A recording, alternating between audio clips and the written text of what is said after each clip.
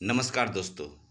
आज मैं आप लोगों को एक अनोखी कहानी प्रस्तुत कर रहा हूँ। उम्मीद करूँगा कि यह कहानी भी आप लोगों को अच्छी लगेगी। तो चलिए चलते हैं कहानी की ओर। कहानी का नाम है मंद बुद्धि।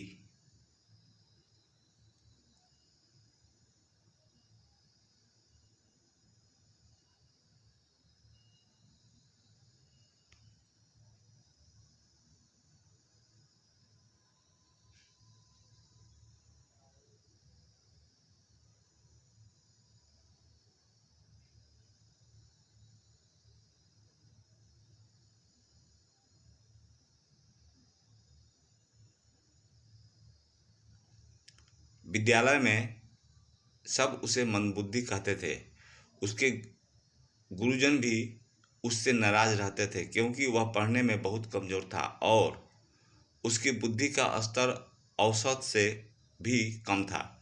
कक्षा में उसका प्रदर्शन हमेशा ही खराब रहता था और बच्चे उसका मजाक उड़ाने से कभी नहीं चूकते थे। पढ़ने जाना तो मानो एक सजा के समान हो गया था।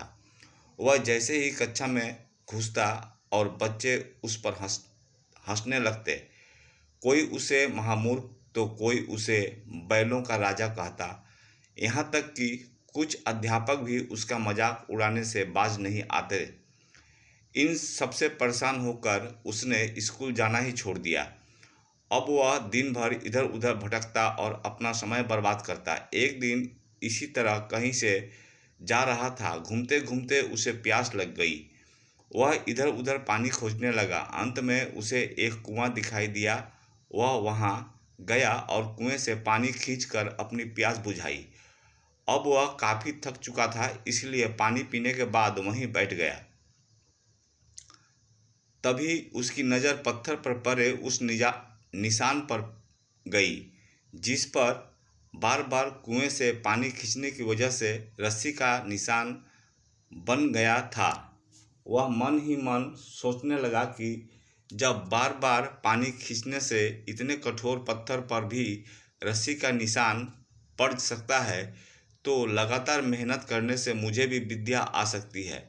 उसने यह बात मन में ठान बैठा ली और फिर से विद्यालय जाना शुरू कर दिया। कुछ दिन तक लोग उसी तरह उसका मजाक उड़ाते रहे, पर धीरे धीरे उसकी लगन देखकर अध्यापकों ने भी उसे सहयोग करना शुरू कर दिया। उसने मन लगाकर अथक परिश्रम किया। कुछ सालों बाद वही विद्यार्थी प्रकांड विद्वान वरदराज के रूप में विख्यात हुआ, जिसने संस्कृत में मुक्तबोध और लघु सिद्धांत कौमुदी जैसे ग्रंथों की रचना की। आशय यह है कि हम अपनी किसी भी कमजोरी पर जीत हासिल कर सकते हैं।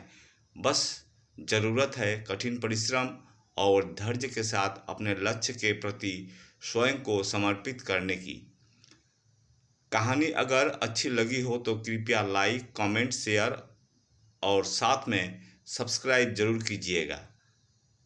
धन्यवाद।